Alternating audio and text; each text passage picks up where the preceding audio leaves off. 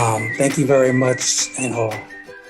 Um, I'll start off with my success story is that I have 4 surgeries for detached retina in my left eye. And the last one, we almost to the point of giving up, but they succeeded. But my eye pressure is low and it's going up a little bit.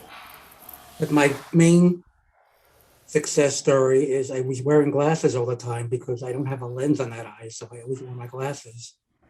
And now I am not so scared to take them off. I take them off a lot.